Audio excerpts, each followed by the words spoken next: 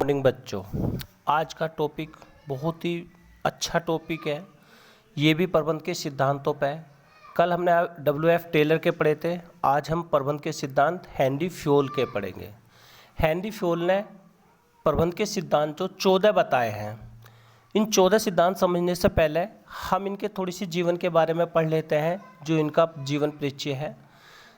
देखो, इसमें Henry Fayol का दे रखा जीवन वर्ष 1841 से लेकर 1925 तक, पेशा खनन इंजीनियर एवं प्रबंध विषय के सिद्धांत कारक, फ्रांस के नागरिक थे। शिक्षा सन 1880 में सेंट एटाइन की माइनिंग अकादमी से स्नातक। पद क्या रहा इनों का? कैंपनी डी कमेंट्री फॉर कैंप्यू डी के जी बिल्ले खनन कंपनी की स्थापना तथा वर्ष 1888 में इसके निर्देशक बने और सन 1818 तक इस पद पर रहे। आगे इन्हों का एक योगदान जो इन्होंने बता रखा जो खास है, प्रबंध के मुख्यतः 14 सिद्धांत दिए गए हैं, जिनमें प्रशासकीय प्रकृति का माना जाता है। इसके अंतर्गत उच्च प्रबंध एवं दूसरों के प्रबंध के आचरण को उच्च स्तर से नीचे की स्तर की ओर दृष्टि से देखना आदि का वर्णन किया गया है। देखो, ये इनका जीवन परिचय दिया था, पर इनके जो 14 सिद्धांत हैं हेनरी फ्योल के, वे जीवन में कहीं ना कहीं हर एक कंपनी में फॉलो किए जाते हैं। इन 14 सिद्धांतों में इन्हों का पहला सिद्धांत था कार्य का विभाजन। देखो, हेनरी फ्योल ने बताया था कि हम किसी भी कार्य को कराने के लिए उसे छोटे छोटे टुकड़ों में बांट दें और कार्य उस योग्यता के अनुसार दिया जाए। जो व्यक्ति जिस योग्य है उसे वो कार्य दिया जाए। जैसे इन्होंने इस कार्य विभाजन में बताया है, कार्य विभाजन को करने के लिए कार्य को छोटे छोटे भागों में बांटा जाता है। प्रत्येक कार्य के लिए एक योग्य व्यक्ति जो प्रशिक्षित एवं विशेषज्ञ है की आवश्यकता होती है। इस प्रकार कार्य के विभाजन से विशिष्टीकरण होता है। देखो, मैं तुम्हें फिर भी बता रहा हूँ कि जो कार्य जिस व्यक्ति पाता अगर उसे दिया जाएगा तो उसमें उसका स्पेशलाइजेशन होगा। माना किसी व्यक्ति पर एक काम बहुत अच्छी तरह आता है, पर उसे वो काम नहीं मिलता, तो दूसरा काम अगर उसे मिल जाता है तो वो उस काम में उतनी लगन से काम नहीं करेगा जो काम उस पर वो आता है, जितना उस काम को वो कर सकता है। तो इन्होंने बताया था कि कार्य का विभाजन इस प्रकार होना चाहिए जो कि जिस व्यक्ति जिस कार्य के योग्य है वो उसे कार्य दे देना चाहिए। दूसरा मेन पॉइंट है इसमें अधिकार एवं उत्तरदायित्व। देखो, इन्होंने बताया कि हर एक कर्मचारी को जितना अधिकार है उतने ही उसे उत्तरदायित्व भी प्राप्त होने चाहिए। यानी अधिकार और उत्तरदायित्व में यानी बराबर उसके होने चाहिए।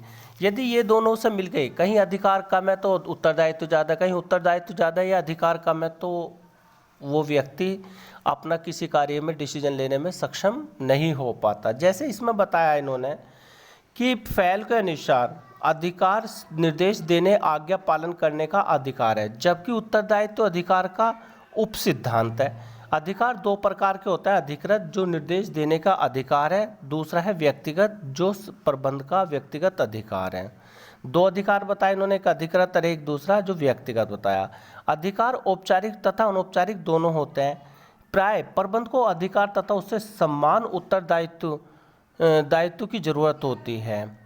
अतः अधिकार एवं उत्तरदायित्व में समानता होना भी आवश्यक है। संगठन को प्रबंध की शक्ति की अनुचित उपयोग से बचाव की जरूरत होनी चाहिए। साथ ही उत्तरदायित्व को निभाने के लिए प्रबंध के पास आवश्यक अधिकार भी होना चाहिए। देखो, अब ध्यान से पढ़ना बेटा, समझना।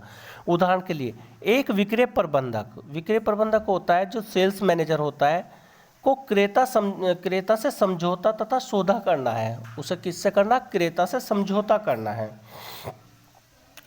आगे कह रहा है यह देखना है कि ग्राहक को यदि 2 महीने की उधार की सुविधा दे दी जाए तो संभवतः सौदा हो जाएगा। उन्होंने बताया कि एक प्रबंधक यदि हम किसी ग्राहक को क्रेता को 2 महीने की उधार की सुविधा दे देते हैं तो हमारा ये समझौता यानी ये हमारा डील हो जाएगी और कंपनी को उससे 50 करोड़ का लाभ होगा। कितना होगा? 50 करोड़ का लाभ होगा। यदि 2 महीने होगा, माना कंपनी के प्रबंधक को केवल 40 दिन का उधार देने का अधिकार है, यानी वो तो चाह रहा है कि उसे 2 महीने का दिया जाए उधार, पर उसके हाथ में जो अधिकार है वो सिर्फ 40 दिन का है कि 40 दिन से आप ज़्यादा किसी को उधार करे वो नहीं कर सकते खरीद। अतः इससे स्पष्ट होता है कि अधिकार एवं दायित्व समान नहीं है।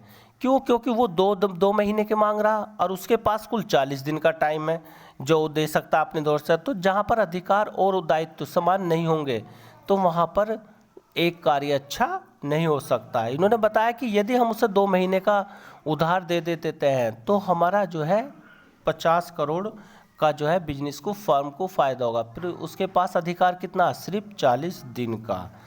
तो इससे स्पष्ट होता है कि अधिकार और दायित्व समान नहीं है। इस मामले को प्रबंधक को कंपनी के हित में ध्यान में रखकर 2 महीने का उधार देने का अधिकार प्राप्त होना चाहिए। इस उदाहरण में प्रबंधक को 100 दिन का उधार देने से अधिकार नहीं मिलना चाहिए क्योंकि यहाँ इसकी ज़रूरत नहीं है। इस उदाहरण में प्रबंधक, अब उन्होंने कहा 2 महीने 60 दिन का बैठता है, वहाँ मिल रहे उसे कुल 40 दिन। उन्होंने कहा ना ही तो आप उसे 100 दिन का दो और ना ही उसे 40 दिन का, जितने की उसे आवश्यकता हो उतने ही उसका अधिकार और उसके दायित्व होने चाहिए। अब इसने बताया कि 100 दिन का उधार देने की उसे कोई आवश्यकता नहीं है क्योंकि 100 दिन के लिए उसे कोई ज़रूरत ही नहीं है। एक प्रबंधक को माननीय निर्देश का जानबूझकर पालन न करने और अधीनस्थ को दंड देने का अधिकार प्राप्त होना चाहिए, परंतु इससे शास्त्रीय अधीनस्थ को भी अपनी स्थिति प्रकट करने के लिए उचित अवसर प्राप्त होने चाहिए। तीसरा पॉइंट है अनुशासन। अनुशासन में कह रहा है, अनुशासन से तात्पर्य संगठन के कार्य करने हेतु आवश्यक नियम तथा नौकरी की शर्तों का पालन करना है। अनुशासन का मतलब ही क्या होता है कि किसी भी कार्य को जिसको तुम कार्य कर रहे हो उसके नियमों का पालन करना। फेयल के अनुसार प्रत्येक स्तर पर अनुशासन के लिए स्पष्ट एवं संतोषजनक समझौते होते हैं। अच्छे पर्यवेक्षक तथा दंड के न्याय संगत विधान की आवश्यकता होती है। माना कि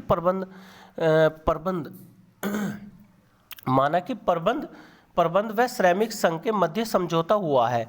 इसके अनुसार कंपनी को हानि जैसी स्थिति उठाने के लिए भी कर्मचारी को बगैर अतिरिक्त मजदूरी के अतिरिक्त घंटे कार्य करने का समझौता किया है। इन्होंने बताया कि एक व्यक्ति यदि कोई किसी परिस्थिति में अतिरिक्त मजदूरी करता है या अतिरिक्त घंटे कार्य करने का भी समझौता उससे किया गया, तो वहीं प्रबंधक की बजाय उद्देश्य को पूर्ण हो जाने पर कर्मचारी को मजदूरी में बढ़ोतरी का वचन भी दिया गया है कि यदि कर्मचारियों को, अगर हमारी कंपनी का टारगेट पूरा हो जाता है तो वह बढ़ोतरी करके भी अपने कर्मचारियों को मजदूरी दे सकता है।